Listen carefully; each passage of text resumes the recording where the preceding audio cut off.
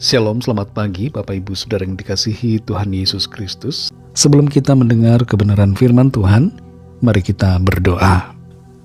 Bapa di sorga, Bapa dalam nama Tuhan Yesus Kristus, Tuhan yang penuh dengan kebaikan, kemurahan, kasih setia, dan tidak pernah meninggalkan kami. Kembali kami ada saat ini, kami syukuri karena itu semua karena kemurahan-Mu. Saat ini kami mau mendengar sabda firman-Mu, urapi kami supaya kami mengerti dan taat dengan sukacita melakukan setiap kehendak-Mu. Dalam nama Tuhan Yesus kami berdoa. Haleluya. Amin. Saudara yang dikasihi Tuhan, ayat firman Tuhan saat ini terdapat dalam 2 Tesalonika 3 ayat 3 sampai ayat 4. Tertulis demikian. Tetapi Tuhan adalah setia. Ia akan menguatkan hatimu dan memelihara kamu terhadap yang jahat. Dan kami percaya dalam Tuhan bahwa apa yang kami pesankan kepadamu, kamu lakukan dan akan kamu lakukan. Saudara yang dikasihi Tuhan, Clarence Jordan punya 2 gelar PhD. Satu di bidang pertanian, satu di bidang bahasa Yunani dan Ibrani. Tapi dia memilih untuk melayani orang miskin. Dia tidak bekerja di bidang lain. Ia membeli sebidang tanah di Americus, Georgia, dan menamainya Koinonia Farm. Tujuannya adalah untuk menolong orang-orang miskin, baik yang berkulit putih maupun yang berkulit hitam. Mereka ditolong oleh Clarence Jordan dan diajari bercocok tanam, bertani, berkebun. Tapi ada banyak orang yang tidak suka dengan pelayanannya. Mereka meneror, merusak perkebunannya, dan mencoba mengusirnya dengan kekerasan. Dan setelah teror serta pengusiran itu, banyak orang mengira bahwa Clarence Jordan akan menyerah dan merasa diri gagal. Ketika diwawancarai oleh seorang wartawan dan ditanyai soal kegagalannya, Clarence Jordan berkata, "Saya kesini bukan untuk menjadi sukses, tapi untuk setia." Pelayanannya pun kemudian berlanjut, berkembang, dan tidak ada lagi orang yang mengganggunya. Sebagaimana Tuhan adalah setia, kita pun juga harus setia, saudara, dalam melayani Tuhan, dalam mengasihi dan setia dalam mengikuti panggilannya. Dalam 2 Tesalonika pasal 3 ayat 3-4 ini tertulis, tetapi Tuhan adalah setia. Luar biasa, saudara, Tuhan itu setia. Dia bukan Tuhan yang tidak setia, tapi Dia setia kepada saudara dan saya. Dan wujud kesetiaan Tuhan dinyatakan di sini. Ia akan menguatkan hatimu dan memelihara kamu terhadap yang jahat. Dan dilanjutkan di ayat 4, dan kami percaya dalam Tuhan bahwa apa yang kami pesankan kepadamu, kamu lakukan dan akan kamu lakukan. Orang-orang percaya yang ada di Tesalonika, seperti juga orang-orang percaya di bagian atau di wilayah lain, mengalami penindasan, mengalami kesukaran. Tapi dalam kesukaran itu, Rasul Paulus mengingatkan bahwa Tuhan itu setia. Tuhan setia, saudara, tidak pernah meninggalkan, tidak akan pernah membiarkan kita. Sifat dan karakter Tuhan adalah setia. Kesetiaan Tuhan itu tidak akan berubah.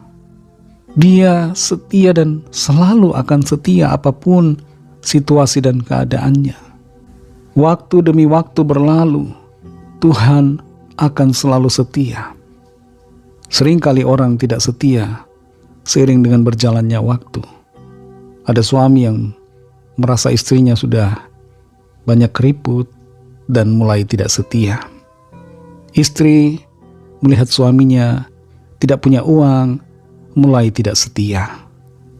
Tuhan setia selalu, saudara, dalam segala keadaan kita. Waktu berlalu, tapi kesetiaan Tuhan tidak pernah berlalu. Dan ada 2 wujud dari kesetiaan Tuhan yang dinyatakan di sini, yaitu bahwa Dia akan menguatkan hatimu dan memelihara kamu terhadap yang jahat. Wujud kesetiaan Tuhan, 2 diantaranya dinyatakan di sini. Tuhan menguatkan hati kita. Di tengah keadaan apapun, kesulitan, persoalan yang terjadi, Dia menguatkan hati kita. Tuhan memberikan kita semangat. Tuhan memberikan kita kekuatan, sukacita. Dan Tuhan akan melindungi kita, menjauhkan kita dari segala yang jahat.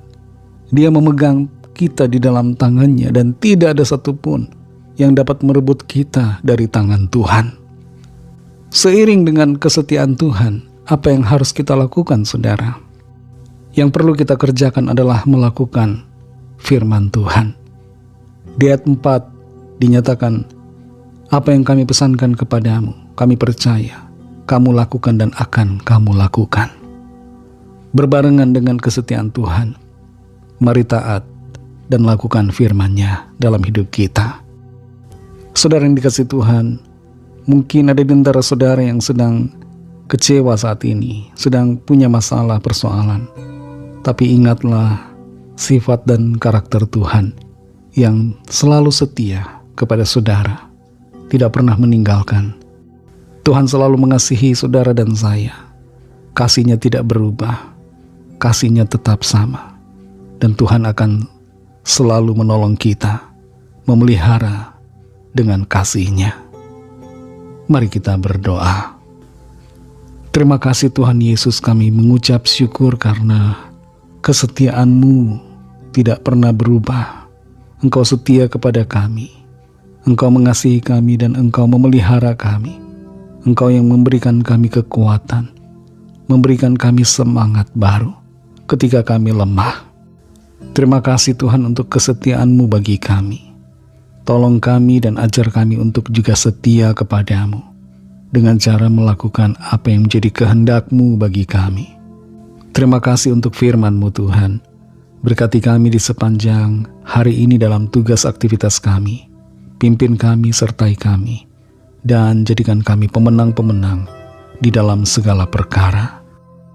Kami berdoa bagi yang sakit dan yang sedang dalam pergumulan. Lawatlah ya Tuhan.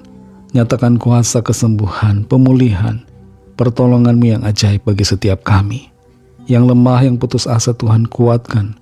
Berikan semangat baru. Yang terikat kuasa kegelapan Tuhan lepaskan. Di dalam nama Tuhan Yesus terjadi kelepasan dan kemenangan. Kami serahkan semua ke dalam tangan kasih-Mu. Dalam nama Tuhan Yesus Kristus kami sudah berdoa dan mengucap syukur. Haleluya. Amin.